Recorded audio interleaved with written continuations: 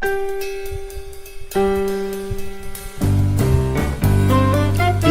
games. Talking about video games. Yeah.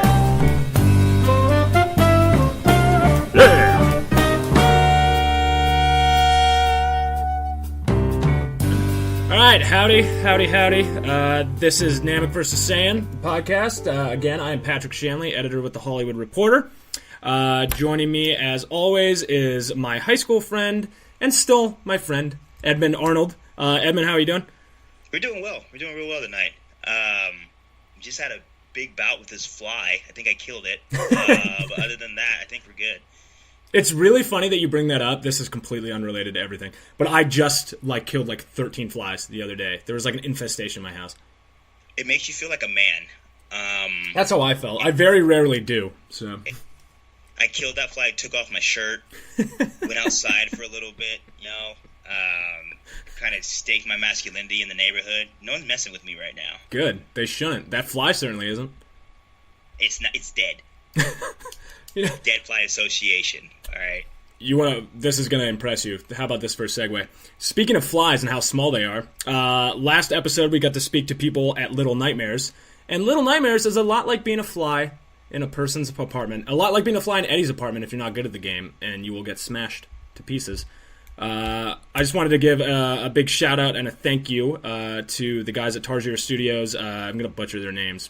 Dennis Talajic and Henrik Larsson of Tarsier Studios. They were the designers of Little Nightmares, and they were nice enough to talk to us last week. I'm sure there'll be a link that people can click back to listen to that. It was a pretty cool conversation. They talked about the possibility of a sequel, the inspirations for the games. It was a really interesting conversation. Eddie has just finished the game, I believe. So, Eddie, what are your thoughts on Little Nightmares? Overall, I loved it. It was great from start to finish. I listened to the interview that you just had with those wonderful developer and the creator. They're the sweetest Tarsier guys. Studios. It's great guys, sound like. I wish I was there. Yeah, I was kind of sad that we couldn't make it work. I know. Unfortunately, I would have liked to ask them what's the matter with them, get my psychology degree to some use. But yeah. Psychoanalyze these video game designers. Just slowly, hey, come step in my office. But yeah, just talking about them speaking on the Studio Ghibli influences, and I kind of compared it to Pixar. And you could kind of see it in a lot of the character designs and things like that. Absolutely. Especially in the earlier Ghibli movies, Studio Ghibli movies. So overall, the game feels really weird. There's this... they kind of touched on it a little bit, but there's a point in this video game where everything kind of flips on its end, and you don't really know if you're playing as a villain or not. And I'll leave it at that. So just on that twist that the plot presents to you and the way it presents that twist to you in such an engaging way, I think everyone should give this game a try. Like I said, it's $30. You can buy it on Steam. You can buy it on the PlayStation Store, Xbox Live Store. It's virtually on every system. So give it a try, man. It's just a great game. It's a great experience, and it'll be one of those things that you can talk about with your friends, and everyone will have a different conclusion of how it ended. Did they have it on Sega Dreamcast? You said every system. So. Oh man, unfortunately, no. Why would you? This Sega Dreamcast is such a sore subject for me. I don't even know why you would bring that up. It's the greatest thing that ever happened in my life. It is the greatest system ever created. Oh, the memory cards with the screens on it. Mm-hmm. Little Nightmares should have been released for the Dreamcast. It probably would have saved the console. I feel like we should talk to him again, is what I'm getting from this conversation, is that we need to get them back on the phone and be like, hey, either build a time machine or retroactively bring Dreamcast back from the dead. I don't care which one they do. I'm not a stickler, but I want that to happen, and I'm going to make it happen. It needs to happen. It really needs to happen. Just specifically because of the ending. So I don't want to spoil the ending. We'll play the game to get to the ending. Okay, right. That is a tease. Eddie, do you have a rating system like 2 thumbs or 5 headless horsemen? I don't have a rating system right now, but I'm going to go old school in Living Color Days and give it 2 snaps in a circle. Yes! Oh my god, I love it. Fire Marshal Fantastic. Bill. Play it. Please play it. Tarsier Studios. And just a side note, they're releasing DLC. I guess they're releasing, so you can play as different characters. You don't have to play as 6, the young lady. You can play as 7 different characters you can play as. So Go ahead. Go support this team. Go support these small studios making these games. You heard it here first. That's true, though, actually. I agree with that. It's cool that, like movies, too, you know? Like, there's a way for people to get into the industry who didn't have a chance to get into it beforehand. We see a lot of these indie places, these smaller studios coming up, and they're making really good products. So if you don't buy them, you have no one to blame but yourself. Yes, stop pirating stuff. Stop it. Stuff, please. Right. Stop seeing pirates movies. Also. Yeah, stop that too. I mean, garbage ass pirates movies. Can we stop? Can we stop as a society, please? Just stop seeing them. Stop all pirates. Just everywhere. no more pirates in general. Yeah, I can't really think of a positive for pirates. There is none. There is no. It's just negatives across the board. Oh, we're taking a strong anti-piracy stance. Except for this podcast. Go ahead and pirate that. Yeah, go ahead. Let's say some more thanks to the people who did our theme song, our awesome theme song. Me for providing the vocals. You're welcome, everyone. Wonderful. Wonderful vocals, by the way. But also, podcastthemes.com, the number one place to get a theme for your podcast. Free themes, too. Oh, it's amazing. Yeah. They're all good. No need for piracy, actually, on those. No, none at all. Well, we talked a little bit about video games, but we should probably actually talk about video games that we haven't already spoken about. Eddie, you are deep in the throes of Injustice 2, which, from your own admission, is the greatest fighting game that you have ever played. Is that still true today, as it was the last time you said it? Yes, but before we start with Injustice 2, and since we're speaking about fighting, I think we need to speak on our title of our podcast before we start anything else. Because we may get questions about Namek vs. Saiyan, and this is a philosophical debate that we have had forever. You and I have had this debate since I think we've met. It was probably the first conversation we had. I believe so. I wouldn't be surprised. So I'm a firm believer that all Namekians, that is their classical name. If you haven't watched Dragon Ball Z, you're an idiot, and you need to go watch it right now. That's true. You can't argue that. It's single-handedly the greatest story ever told. Ever. Gilgamesh? Psh, no. No. The Odyssey? Get out of here. Nice try. Get out of here. Homer. Dragon Ball Z? Yeah. That is poetry in motion, my friends. That's what we're talking about. If you have not seen it, get out of your rock. And please go watch it. So, back to the point at hand. Namekians, in my opinion, are the black people of the Dragon Ball Z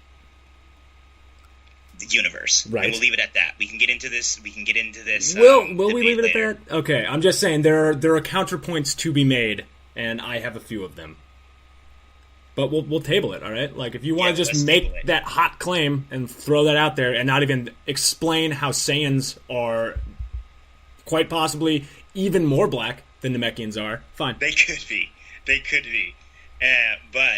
But I believe the Namekians are the ultimate black race of the Dragon Ball Z universe.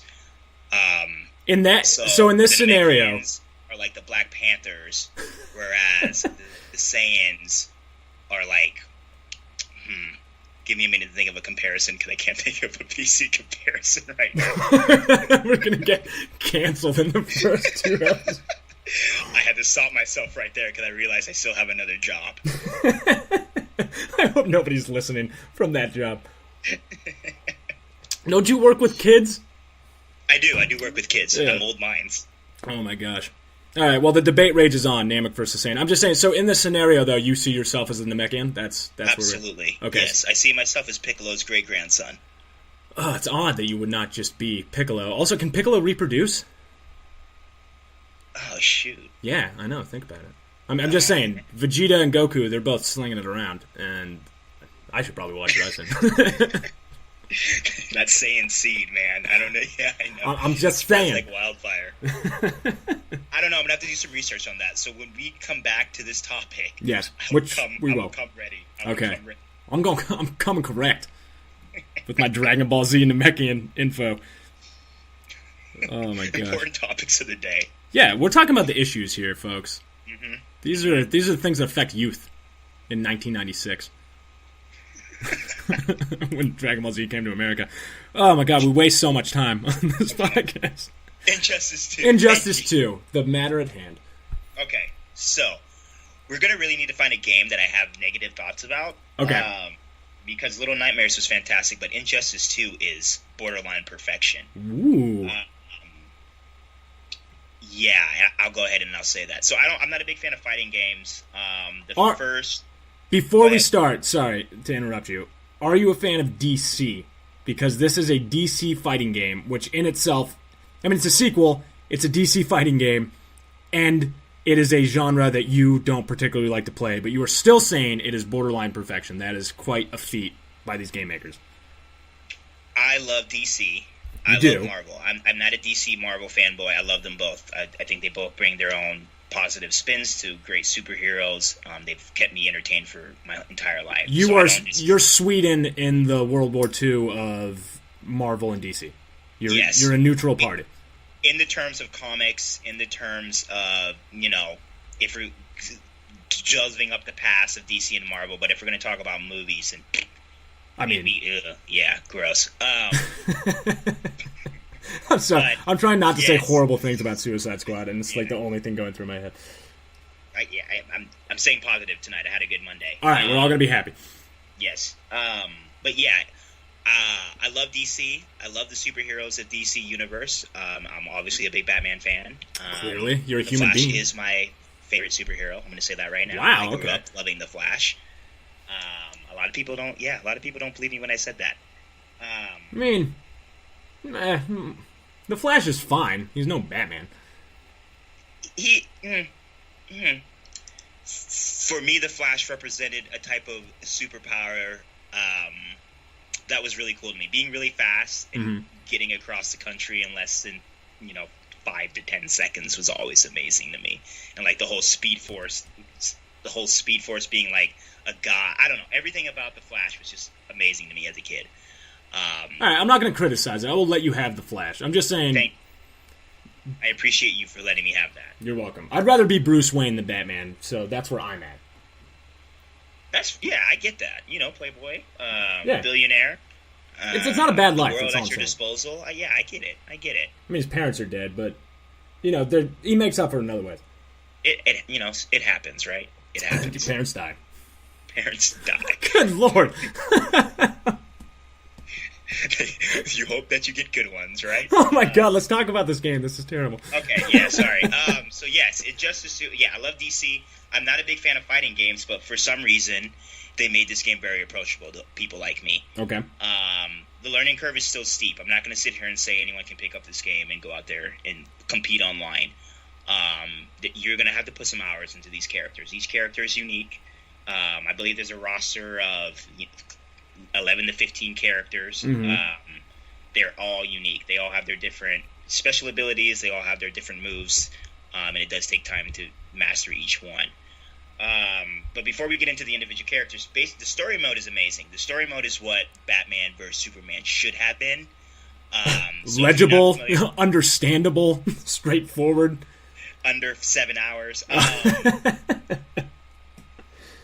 So, if you're not familiar with the Injustice story, spoilers. The first Injustice, basically, Joker tricks Superman into killing Joker, if that makes any sense. So basically, Superman kills the Joker, breaks one of his Greek rules of never killing, and basically Superman becomes like this tyrant who's bent on killing criminals, punishing criminals, and then Batman, being Batman, is on this other side where it's just like, no, you can't kill.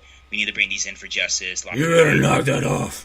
The age-old do we kill, do we not kill in superhero stories, except it's presented in a much more engaging way. See, that's where the important part is, because all of that preceding, I was like, well, this sounds very DC. This sounds a lot like their movies. It's very dark. It's not very fun, but I have faith that if it's handled correctly, it can be fun, and it seems like that's what they did with this game. Right, you're absolutely right. I think that's where the movies suffer in a lot of terms, is because they lost what comic books are about, and that's being fun. Right. Being light. I should be able to laugh at a comic book movie. I shouldn't have to, I shouldn't have my eyes squinted the entire time being angry about something. And I think Injustice 2 does a great job at that. I mean, I'm not going to sit here and say that it's not a dark story. The story is still dark. Mm-hmm. There's a great face-to-heel turn in the very opening of the game that kind of really into it. the character kind of disappears midway through, and you never really see him again, and it's never really explained. But I won't get into that right now. Well, that's Injustice 3, maybe. Yeah, maybe. But yeah, it's very engaging. You're going through across the world. You're visiting different locations. Mm-hmm. Each chapter of the story, you're playing as two different characters, so you're really getting a feel of each character during the story mode. And the ending is amazing. They have two different endings depending on which character you choose. I liked the Superman ending better, but you can play both endings. Now, how are these? Sorry. No. Please go on. And I'm just the voice acting, the performances all across the board. Everything was good. Everything was great. Now, I'm glad you hit on that because that was what my question was. How are these performances? And we talked about performances last time and how important it is for a video game to have good performances, and even more so now when the technology is getting so great that it's really like acting, just with mocap. How is the acting and how is this cast compared to their big screen equivalents? We haven't seen Justice League yet, but we have seen Batman vs. Superman, and Wonder Woman's about to come out. How do these video game characters relate to the big-name actors who are playing them on the big screen? Well, first we need to touch on the facial animations that Injustice 2 brought to the table, and they were absolutely amazing. So you're really believing in these characters' emotions and what they're portraying across the screen, which is really hard to do when you're looking at artificial characters. Absolutely. So in that regard, they did a really good job. Nice. In the terms of the voice acting and in terms of the performances that all of these individual actors brought to these characters, it's hard to make a comparison because Injustice 2 kind of Wonder Woman is a bad guy. Superman is a bad guy. So in those terms, I think the voice actors bring better performances than the actors because they have to capture a side of these characters that we've never seen before. And the opposite of what we know them as, too. Absolutely, yes. So, for example, the character that I've been playing with the most is Wonder Woman. Getting ready for the Susan movie. Eisenberg provides the voice for Wonder Woman. Yes. And she does a fantastic job of really making you dislike Wonder Woman. That's no easy feat. That's a hard thing to do. Absolutely. Because if you're thinking about it in terms of, if you're thinking about Wonder Woman, the kind of character she is, one example is she's fighting Medusa, she blinds herself. So that, her blindfold gets torn off, so she blinds herself. So selfless, caring, able to punch a hole in through someone's stomach and then, console a child if the child sees it afterwards. Exactly like me. You're describing me. Looks good in the leotard. Yes, absolutely, just like you. Yeah, I don't want to say they based it off of me, but I don't know. It's getting eerie. That's all I'm saying. I have no comment on that because it's disrespectful. I'm sorry, Wonder Woman and Edmund. I'm very angry about that because How dare you? And I do not put you on the same level as Wonder Woman. Oh, all right. Yes, well, Susan Eisenberg brings a performance that I think needs to be talked about because Wonder Woman presented in Injustice 2 is just very brash, very. I will murder you if you not do what I tell you to do. Well, I found it unlike anything that we've seen before. Absolutely, and I find it interesting that Susan Eisenberg has also been playing Wonder Woman for 16 years. She voices Wonder Woman in the Justice League cartoons. So she is, really taken a character that she's done for a long time, and in this game switched it to a very different take on the same character that she's known for a long time. So particularly impressive by somebody like that to be able to do something. Yeah, and it's something that we should honor. And I cannot get the reason why I'm talking so much is I played a lot of Wonder Woman. Nice. So and then Batman, Kevin Conroy is providing the voice of Batman. So it's all the Batman that we all grew up and love. Aw. And he does a great job. Phil LaMarr does a great Aquaman. Phil LaMarr is great in everything ever. Everything. He's Samurai Jack. What hasn't he been in? I'll tell you what he has been in. Futurama, Samurai Jack, everybody's favorite shows ever. Yeah, true. Yep. Also everyone's favorite video. I think he's played every black superhero on television. I could be all wrong. All four of them. If you see his credits, you see a lot of black superheroes, which is like 5 of them. Just across the board, everything is really good. And I really specifically shout out Ogie Banks, who did Firestorm. Ooh. Yeah. And I also want to shout out Anthony Del Rio, who did Blue Beetle. I think those were some of the 2 best written characters. Really? Because, okay, as somebody who has a cursory knowledge of the DC universe, those are not household names. Not at all, no. Blue Beetle and Firestorm are very minor characters, but this game does a cool thing that the first one did, and Mortal Kombat does as well, where it has these, like, pre-battle banter in which each character gets, like, one line to say to each other. And if you get a chance, go look at YouTube. Go look at Blue Beetle's YouTube. It's every single battle that he's in. It's just written so funny. I love it. And I was just, every time I'm playing as this guy, I'm laughing my ass off. It's just very well written. And I mean, this game, just going back into the game, the performances are amazing, but there's so much to do in this game. I mean, if you don't, you can play the story mode. If you don't necessarily want to play a story mode, you can get right into the fighting. If you're a well-seasoned fighting game, I mean, there's options everywhere. You can play online. You can do the single. You can battle a friend. They have a multiverse where they will, like, bring up different scenarios in which you have to complete different tasks in order to get, like, certain bonuses. Wow. And the thing I want to highlight about this game, which makes it my favorite fighting game, one of my favorite games of this year, is the customization options. So if you complete these certain tasks, you get gear that you can place on your character to make them stronger, bring up their defense, make their abilities stronger. This sounds like an RPG element to a fighting game. Absolutely. Very good video game reporter. I play a lot of Final Fantasy, so... So yeah, you're basic, and you can build the Batman that you saw on the television show from the 90s. You can build the Batman from Batman Beyond. You can build the new age Wonder Woman. Like this weekend, or last night, I should say, I spent a good hour and a half playing through the Wonder Woman event that they have in order to get her movie attire. Did you get it? I got all the movie attire. Well done, Edmund. I was wrecking fools last night. Absolutely wrecking. I'm going to add in some applause sound effects right there. Thank you. From our studio audience. But yes, I talked about it a lot. Go pick it up. If you don't really have to be in fighting games. If you like DC, if you want to look at these customization options, I mean, if you want to turn your Wonder Woman into any type of Wonder Woman you want, if you want to turn your Batman into any type of Batman, it gives you that ability. How does it hold up as an actual fighting game? Because I'd say first-person shooters and fighting games, they have this huge learning curve that you talked about earlier. And people online can be people online. I'm looking at you, every 14-year-old and my nephew. And they're not nice. And they do not wait for you to get good at the game. I played Tekken a lot when I was younger. I like Mortal Kombat. Those games, at a certain point, like, if you set the difficulty high enough, you're going to get your ass kicked. So, is this game as challenging? Does it live up to old-school hardcore fighting games like something like a Street Fighter would do? Or is this more of a user-friendly type thing? Or do you kind of have that option to bounce back and forth between the two? I believe you have that option. That's good. I'm not a well-seasoned fighting guy. Like I said, the last fighting game I played was Mortal Kombat 10, and that was the fighting game that I was just like, do I like fighting games? Is this what I am now? What is this world? Then you bought a tap-out shirt and a Monster Energy drink.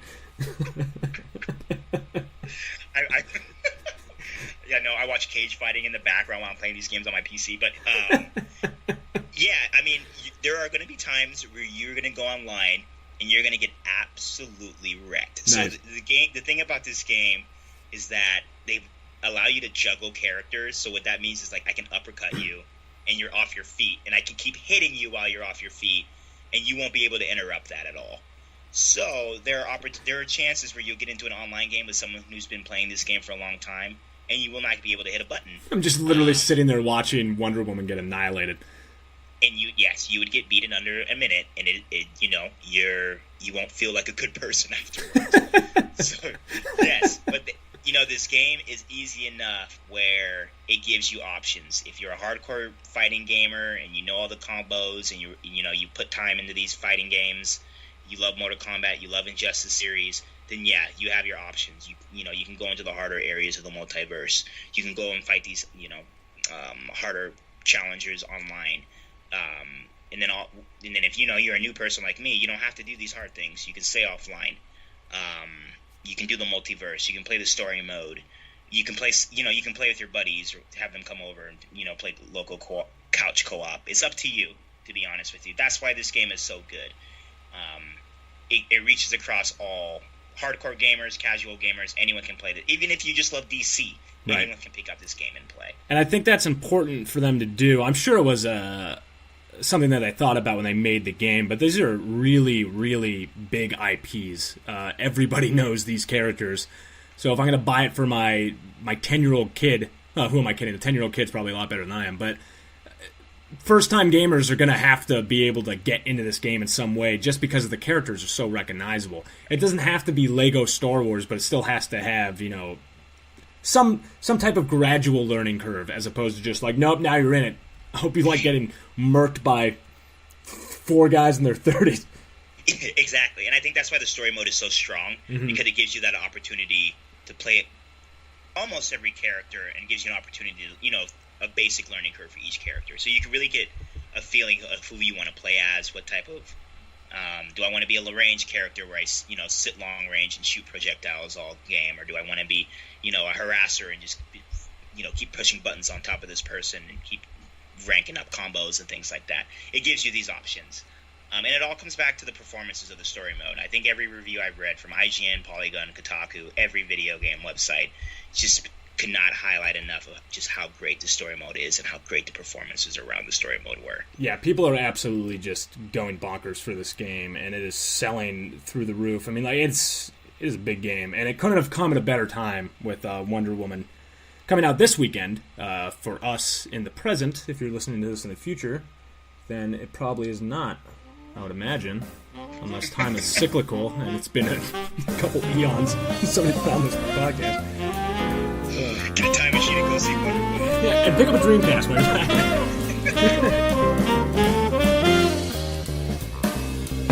I'd like to welcome Susan Eisenberg. Susan, thank you very much for taking the time on what I can imagine is a very busy week for all comic book fans, as Wonder Woman opens in theaters tomorrow as of our conversation right now. Or tonight, I guess, really.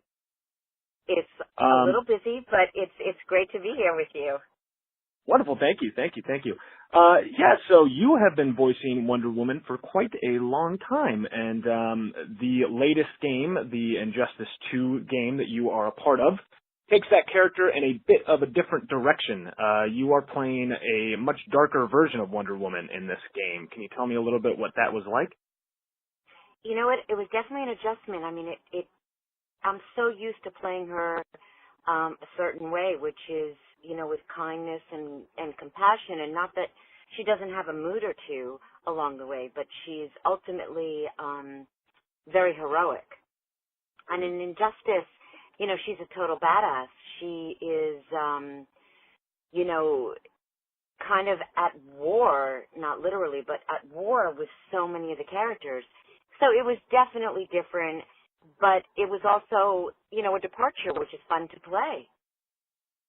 Yeah, absolutely.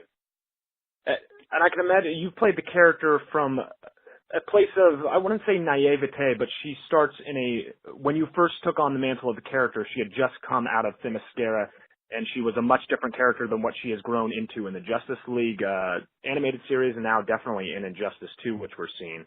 So what's the process been like to really grow with this character? You know what? The honest answer is it's been my process, because when I started the Justice League, I had done some animation, but I had definitely not been a series regular on an animated show before. And so, there was a nervousness, there was an apprehension, there was an excitement. There were so many things going on. And as I grew alongside her. So as my confidence grew, it turns out that she was becoming more adapted in the league. And it really, it was kind of a parallel universe thing. It was really quite lovely to be able to play that, because she was maturing as I was maturing, and also there was a comfort level that I was beginning to have playing the role, to where now, she's just a part of me at this point. Do you think you've taken any real-world inspirations for the character? And if so, have those changed as she's kind of grown in your portrayal of her? You know what, I totally have. Like I say, she's a part of me. So that means that she's an inspiration to me on a daily basis. I I often conjure her to think, what would she do? What's right here? Not necessarily that my life is filled with like heroic moments or anything like that, or bad versus, evil versus good or anything like that. But there's just a lot of her that I'd like to think has rubbed off on me, and especially in that effort to try to do the right thing, to always try to be the good person, to try to take the high road in life, and to have compassion. And that is so much of her breathing into me. So that has definitely been a big part of it. I think if I had played her for, 6 months on a TV show, I don't know that it would have had that lasting impact. But because I've been playing her for a long time, there's just like an osmosis that's occurred. And, I kind of feel her looking over my shoulder. I was walking last night. I did an appearance at a comic book store in Santa Monica, and I was walking to my car, and it was a little dark out, and I thought, God, I have to be careful because I really can't believe that I am her. Like, that'll get me into trouble, if I overreach that courage. I have to, recognize that I am human and not a superhero. You need to buy the big bracelets just to feel a little bit more like her walking around, I guess. Patrick. Yes, can you hear me? I have the big bracelet. I love that. Oh my gosh, that's amazing. Yeah, no, I have the tiara, I have the big I don't have the invisible plane, but I'm working on it. All right, well that's, if Injustice 2 sells a little bit better, I'll expect to see you. Well, not quite. That's not how it quite works for the voiceover actors, but that's a whole other discussion. This character, it means so much to so many people, especially, I don't think it's just young girls. I mean, it's been around for 75 years, and it means a lot to women particularly, but also to a lot of men as well. I think what's great about Wonder Woman is that she speaks and bridges that, whatever divide there might be. Do you feel like this character has become more important than she ever has been before, or do you think there's any particular relevance that she has now that she might not have had in the 16 years that you have been voicing her? I think she was always relevant.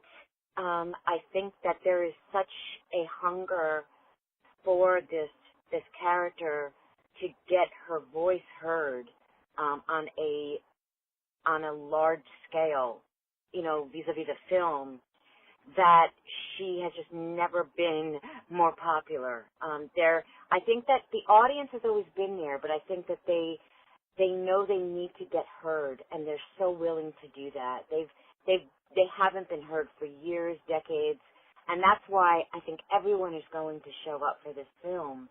They've been there all along, but no one really was paying attention or thought there was a real value in it, and I think that will all change with this film. And, it's an exciting time for Wonder Woman fans. I mean, I think that people are just thrilled that this is finally happening. And I would say that while she does resonate with women, of course she does, she never speaks.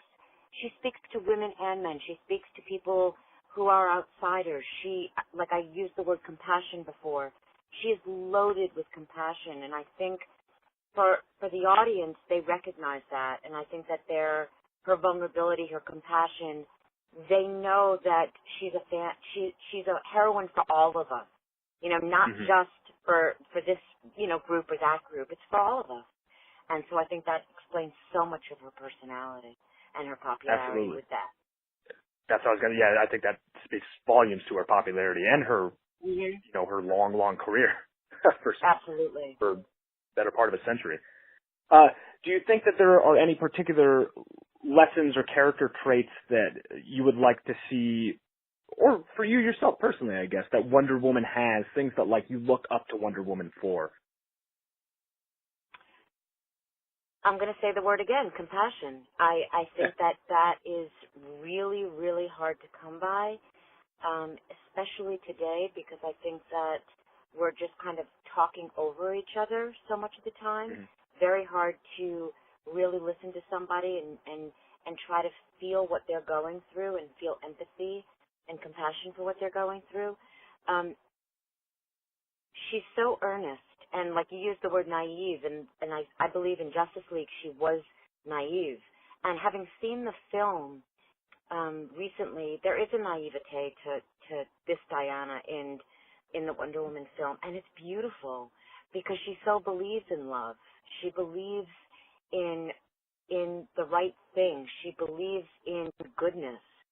And I just can't imagine a more relevant message today, and a message that needs to be heard and reheard and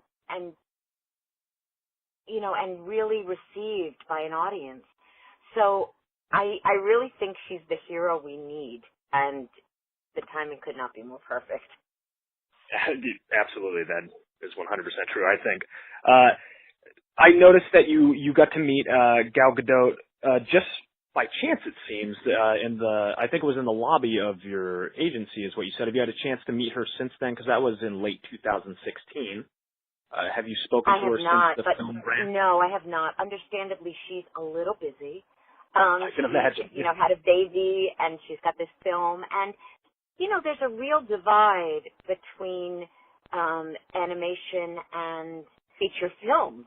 I mean, you know, I was joking with one of the fans and saying, you know, it's not as if Linda Carter and Gal and I are, you know, grabbing dinner together. And this person was saying, oh, come on, don't spoil it for me, Susan. And I'm like, I'm sorry. Okay, let's keep the fantasy alive. You know, I'll go along with it.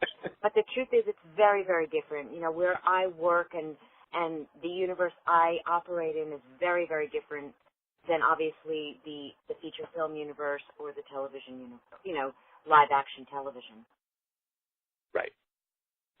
Well, speaking of, I'm hoping there will be some kind of connection with her at some point down the road, but there hasn't been up until this point. I can only imagine how amazing it would be to have all three of you sitting at a table together, and how great a conversation. Well, you know, it was great because at the premiere I did get to see Linda, and were able to take some photos together. But Gal was in a separate area, and you know, again, it was just very, very difficult to reach her. She was so busy, and right. You know, I completely appreciate that. Yeah, absolutely. Well, video games are not a new territory for you. You have voiced quite a few characters over the years. Is it something that you are getting more into or trying to get farther away from? And has the experience changed as the technology has gotten so much better in such a short period of time? Well, the experience has changed only because, you know, like you say, the technology, so there's more motion capture, there's just more, it's more involved. Your session is way more involved than it used to be. So that's different. Video games are great. I mean, they're just an aspect of being a voiceover actor. So it's like doing promos. It's like doing commercials for television or radio. It's like being on an animated show. You want to be able to do all of it. Now, do I want to go out and be soldier number 7 in a video game? No. I have no interest in at this point in my career. But, you know, I work on DCU online games regularly as Wonder Woman and obviously with Injustice. And, you know, for me, that's a dream come true because that keeps my involvement with Wonder Woman alive. I still get to do her. I still get challenged by that. You know, it's fascinating to hear, you know, the different stories that they've constructed. These games are extraordinary. They're beautifully done. There is a, you know, amazing team that goes into making them that, you know, work for years on them. And then I get to go in and voice this incredible character. So I'm not looking to turn away from that, but like I mentioned, I'm not looking to do soldier number 7. I'm not actively pursuing soldier number 7, Pat. I think you've outgrown soldier number 7 at this point. I think that's true. Indeed. Absolutely. Are there any other characters that you have interest in voicing, whether a superhero or not, but anyone that you're a particular fan of that you would like to sink your teeth into as an actor? You know what? I mean, you know, people say, well, what other hero would you love to play? And I'd be like, I'd be happy to play Wonder Woman for the rest of my career, as far as I'm concerned. But yeah, I mean, I just like playing a good character. I like, you know, I would love to do something a little, I know this is going to sound funny, but a little Shakespearean, a little bit theatrical in that way. And I would love to do a character that's, really over the top and funny. And it's, not villainous necessarily, although that would be fine, but, just bigger than life. A Christine Baranski kind of figure, if you will. Yeah. I would love to do something like that, that's needy and that you could really sink your teeth into. And, that's why we audition for jobs. That's why there's always that next job that you look forward to and another universe that you get to play in. Yeah, absolutely. And it seems that, it's particularly with games, they're getting much more narrative-driven and much more of that meat that you mentioned are coming up in games. I know that you don't just do games, but it is something that is, it seems to be on the horizon, seems to be coming up very quickly. A lot of meteor roles for actors, I would imagine. Yeah, and you're competing with a little bit of the celebrity piece, which is challenging for all of voiceover because so many actors who do on camera have found their way into voiceover. So the competition's never been greater. But having said that, that's what it is. It's a competitive field. It's a competitive market, Los Angeles. So that's the reality, and you just have to, plow forward and keep going. Yeah, and you're Wonder Woman, so. Well, one of many. It's the truth is it's very hard not to feel ownership of her, and the bigger truth is I can't have ownership of her. She is voiced by many different actresses, and obviously being played now by Gal, having been played by Linda. So, there are quite a few of us out there, but it's a great sisterhood to be a part of. I can bet, and I think you absolutely put your own stamp on it. So congratulations and thank you for that. Of course. It's been my pleasure, really. Oh, wonderful. Well, we've all enjoyed it. So, thank you so much, Susan. I really appreciate your time. Oh, my pleasure. Thank you for reaching out. Of course. Yeah, thank you.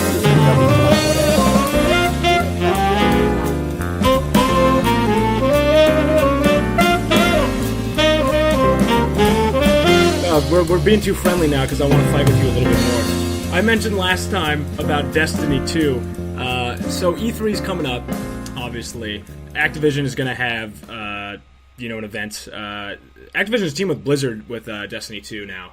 They're using Blizzard servers. Destiny 2 is such an it's mostly... I think it's almost exclusively online, or is it just mostly online? I don't think there's like a single-player campaign that you do by yourself, is there? That's not online? I think it's all online. Yeah. So, that's a big deal for them to have Blizzard servers and, team with this team that is the team for online gaming with World of Warcraft. I didn't know about that. You just enlightened me to something. Oh, really? Great. Yeah, no, that was like the big announcement at this event was that Blizzard, a guy from Blizzard showed up from China. It was a big to-do, as they say. But you liked the first Destiny, you said. You said that you would fight me over it, and I was not a huge fan of the first Destiny. Defend your position, sir. Okay. Oh, God. All right. Gosh, put me on the spot. Destiny is like... I'm trying to think of a movie. I was sitting in my car, like driving home today from work, and trying to think of a movie that we can compare to Destiny. And maybe you can help me out with this. All right, let me know. So, Destiny comes from Bungie. Bungie's a well-regarded studio. Right. A lot of people love Bungie. We have the Halo series because of Bungie. Halo's probably one of the best series ever. We grew up with Halo. Yep. When Destiny was announced, there was a lot of hype around Destiny. Everyone was ready to play Destiny. It was supposed to be the next Halo. Yeah, it was the game when it was announced. It was like the blockbuster release of the year when it came out. Absolutely. And then when it came out, it wasn't necessarily bad. I wouldn't say it was bad, but it wasn't necessarily good. Sort of like... It was more like meh. So I was trying to think of a movie that was really hyped beyond belief, and it came out, and it was just like meh. And I wanted to compare it to Batman vs. Superman. No, but that movie sucked. Batman vs. Superman just sucked. Do you know what was good? You remember Suicide Squad? And Suicide Squad just sucked. I still am reeling from Suicide Squad. I've been in a wheelchair since I saw Suicide Squad. That's a terrible thing to say. I went on antidepressants after Suicide Squad. I think everyone at DC went on antidepressants after Suicide Squad. Oh, You know what's a good comparison? The second Avengers movie, Avengers: Age of Ultron, it's not a bad movie, but like no one's gonna pick. If you're looking at your Marvel shelf of movies, you're not gonna be like, oh, you know what? I should pop in Avengers: Age of Ultron or Thor: The Dark World. Like no one's picking those two. They're not bad. Are you? That. Okay, I like that comparison. Yeah, I'm saying they're not terrible, but they're also like they are not Captain America: Civil War. They are not the Guardians of the Galaxy movies. Okay. Good comparison. Thank you. Thank you. I work in Hollywood. Avengers: Age of Ultron, which I watched the other day. Now I don't know if I'm a fan of that movie. Did you watch it alone? Did you watch Age of Ultron by yourself? No, I watched it with my roommate. Oh my gosh. I don't know if I liked it or not. I remember the first time watching it, I really liked it, but the second time I was just like, there's a lot of, I don't know how I feel about this movie. Yeah, that was me. Like how I felt with Destiny. Sort of. You're being kinder than I am. I was excited about it. I got it and popped it in and was like, this is gonna be amazing. I just played Call of Duty for like 7 weeks in a row, and I was ready for a new, like more of a sci-fi shooter. And then I picked that up, and I felt like I got half a game. That's how I felt like when I got Destiny. I felt like somebody showed up, broke my disc in half, spat in my mouth, and then walked out. Yeah. That's a great comparison. Is it? They released half a game. That's what I felt like. They promised a whole bunch of shit that they did not deliver on. But let me defend Destiny real quick. Okay. Because Destiny, there's a lot of hardcore people out there that are playing Destiny. Some hardcore people that I know that I hold dear to in my heart. Oh man, some of these people were losing their minds. I'm going to name drop. I'm going to keep doing these horrible name drops, just like the most pretentious guy in the world. I talked to Caleb McLaughlin from Caleb McLaughlin from Stranger Things, one of the Stranger kids, and he was a huge fan of the first one. He was late to my interview because they couldn't pull him away from the new Destiny game. He was on the floor with all the fans. He would not stop playing the game. He was like 30 minutes late because he wanted to play this game so much. And he was not alone in this. I mean, he's 15, but even still, I mean, like there were grown men and grown women doing the exact same thing. People were losing their minds for this game. So is that the kid who had like the army, who always wore the army fatigues and stuff like exactly. that? Yeah. That's awesome. Oh my god, you got to interview that kid? That's amazing. I did, yeah. I shouldn't call him a kid, young man, great actor. He has a firm handshake, I'll tell you that much. He's a great little guy. I hope, God, I keep patronizing him.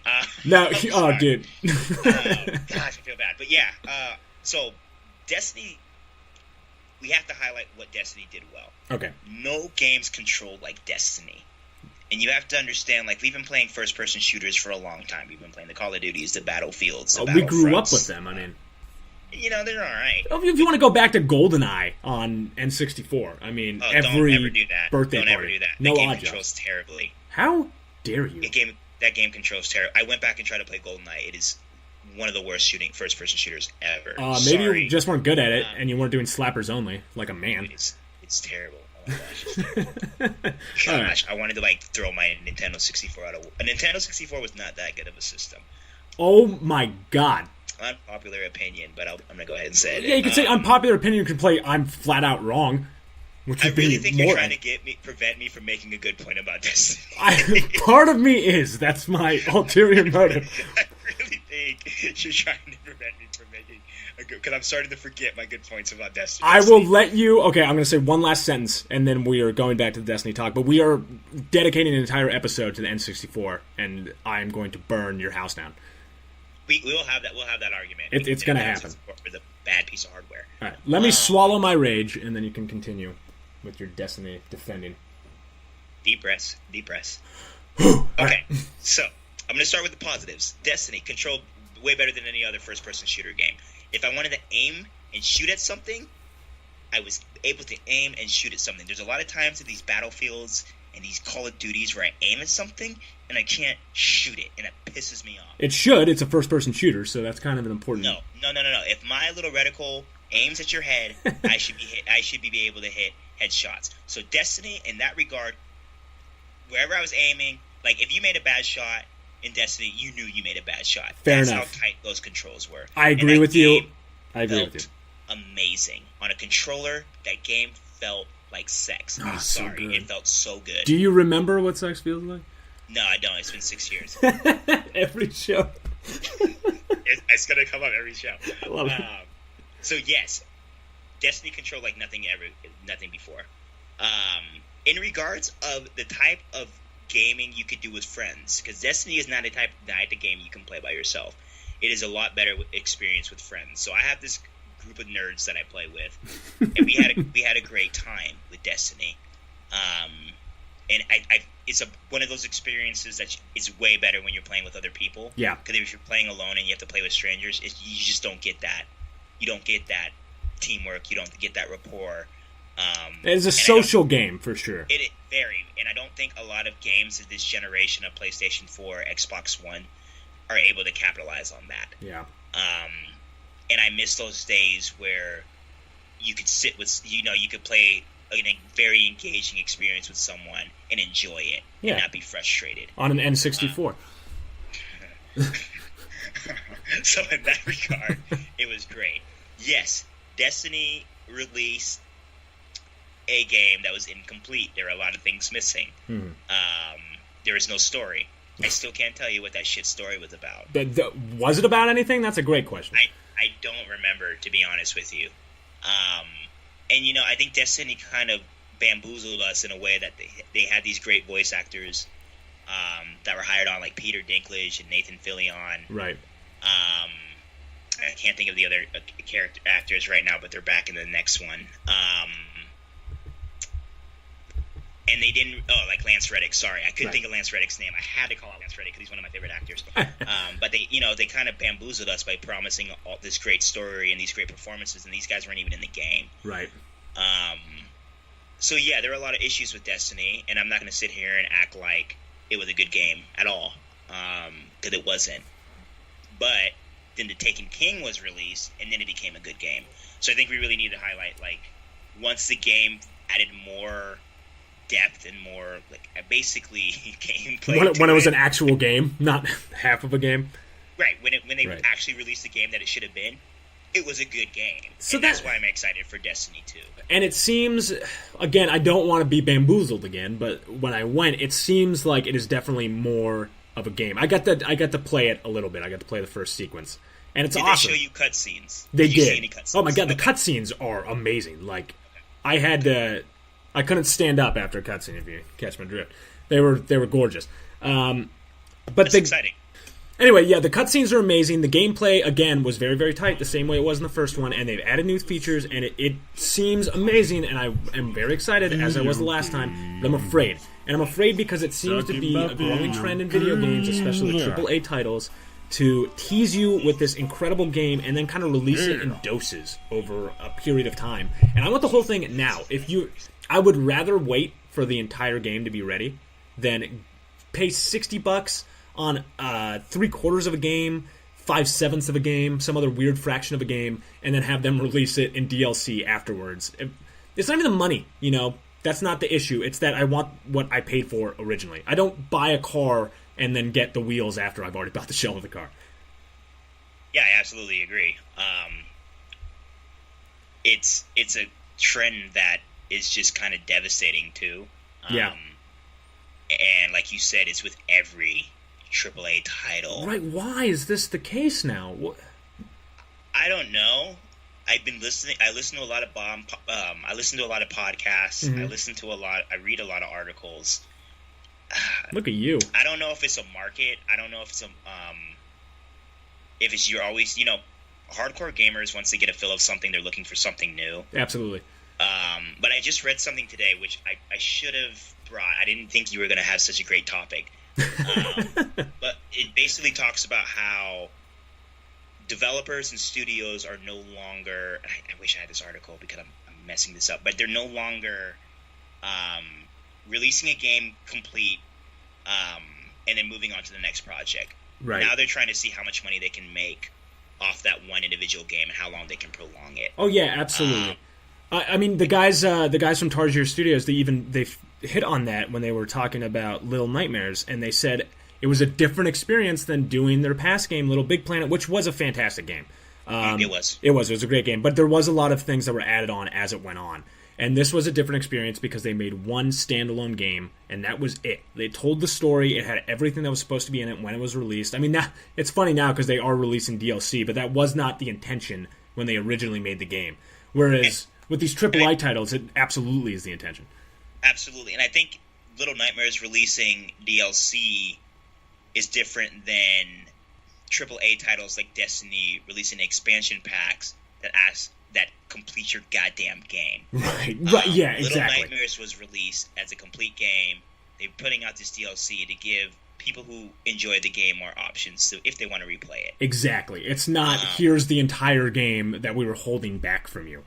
Right. Yeah. And I think this 2017 has been actually better about this. I feel like last year was terrible.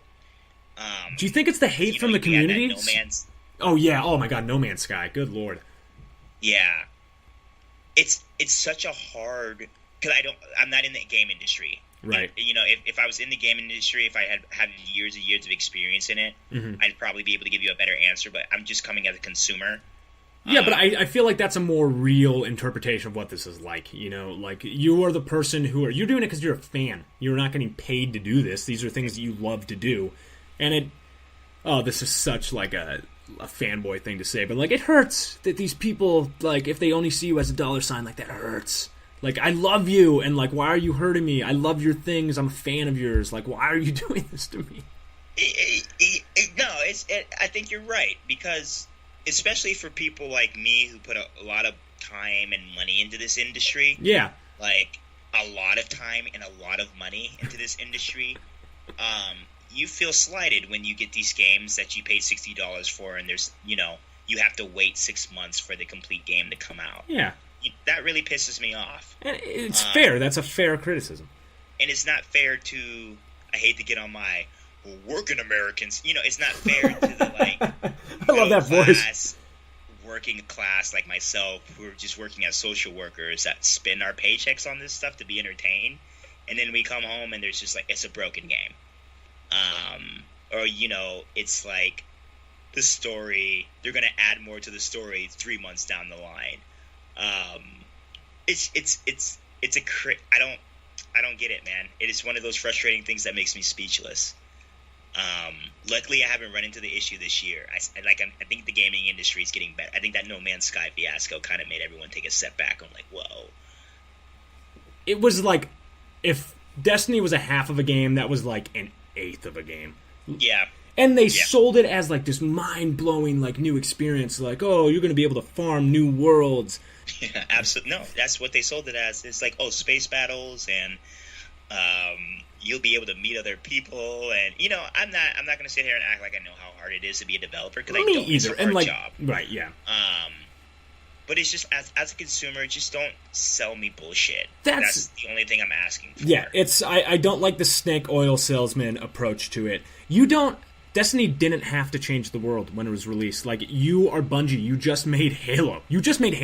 Like, I'm going to buy anything you make. Like, you could have literally just put a dog turd on a box, and I would have bought that game. I would have respected you for putting a dog turd on a box and trying to sell that to your customer.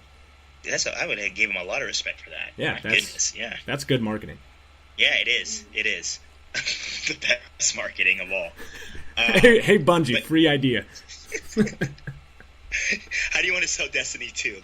I have an idea for you. All right, guys, this is a little unorthodox. Takes his pants off. But yeah, I don't think we should bash on No Man's Sky too much, because every AAA title did it, or every big studio, I think, was the culprit of it. Yeah. Ubisoft, don't get me started on Ubisoft with The Division a couple of years ago. I mean, Watch Dogs, like, I think, how long ago was that? That was a fiasco. So, I mean, it's been a trend that's been going on, but it's a trend that I think I am seeing dying. I'm glad to hear that, and it seems that... I start yelling, too. So.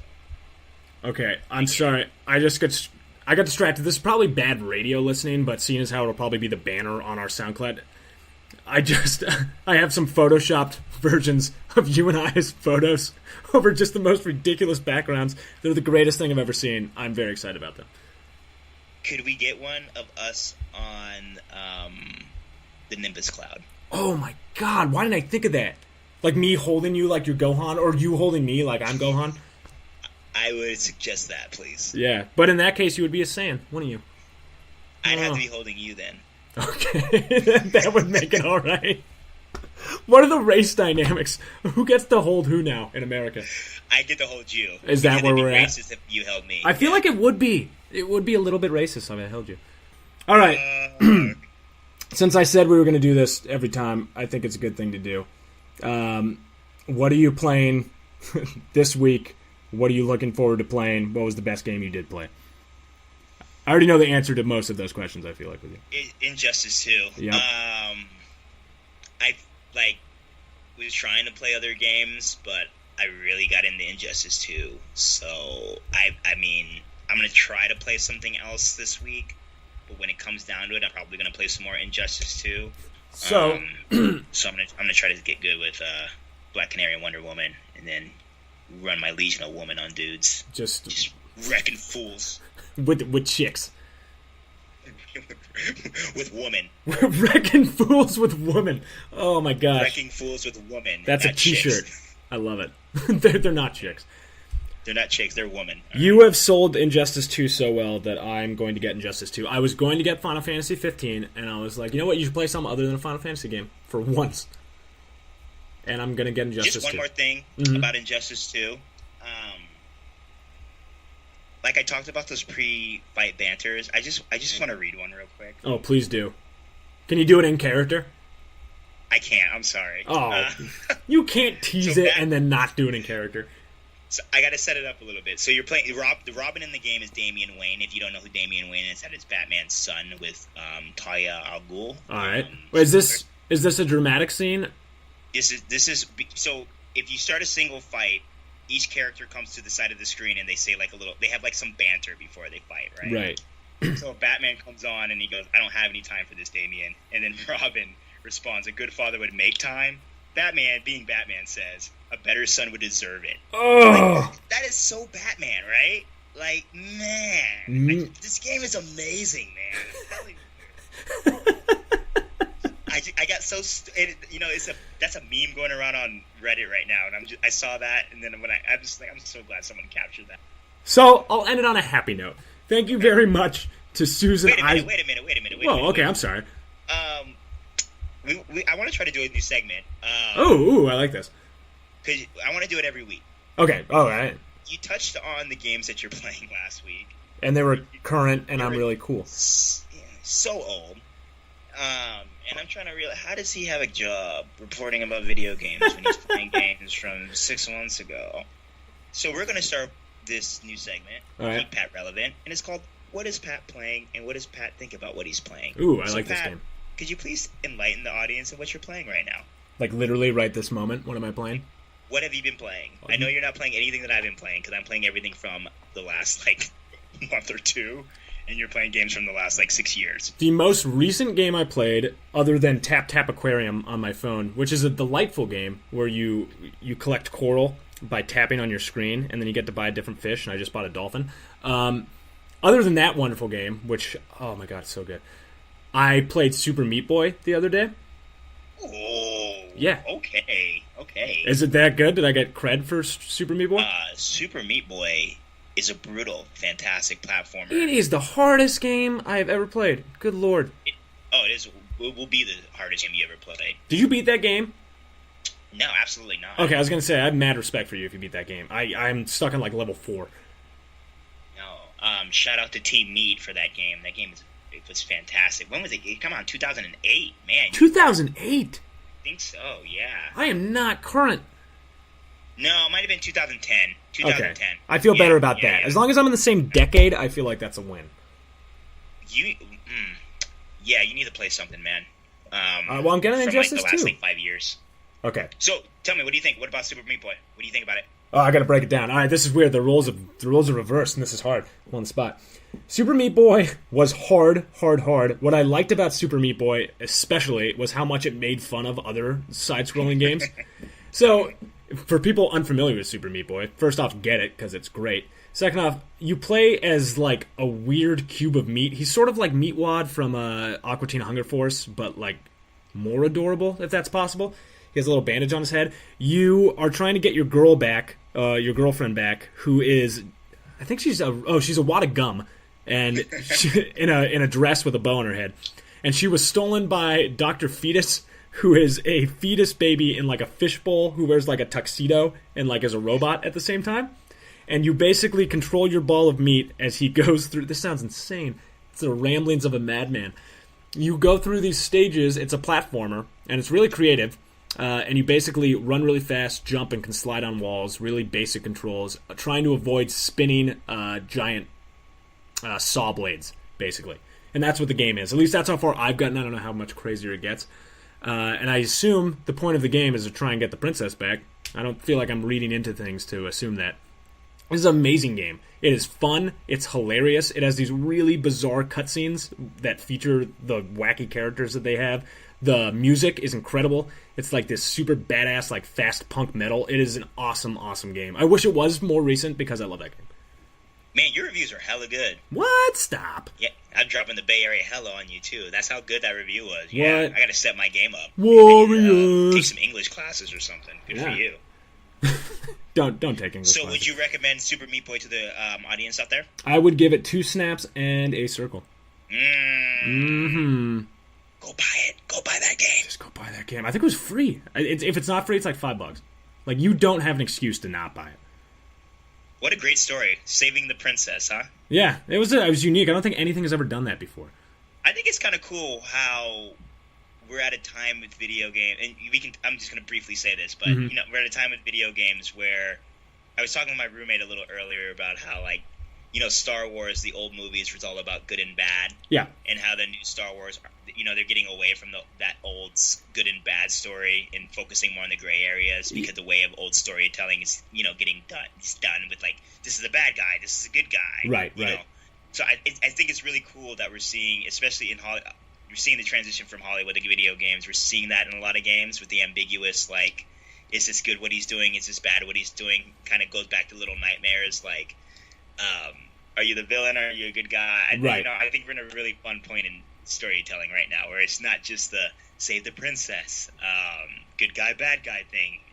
We're seeing a lot of just some radical things being brought into these stories, which we can talk about in a later podcast, but I just wanted to bring that up. No, I think that's a good point, and it's absolutely true. It's whether it is a byproduct of our current social environment or just as people watch the same narrative 1,000 times, they kind of get sick of it. It's kind of like what we talked about last time. Like, at a certain point, you see the same story a million times, and it's good to have it shake up. Yeah, absolutely. So, I don't know. In any way possible. I'm all for it.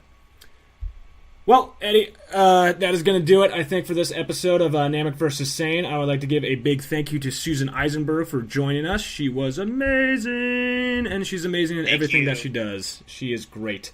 You're the best superwoman ever. Aw. I'm going to thank my parents because I got put on blast by my mother because of your wonderful, sweet, just touching tribute to your parents last time. So thank you for that, Eddie. I passed, Mom. Aw, now you won again. Damn you.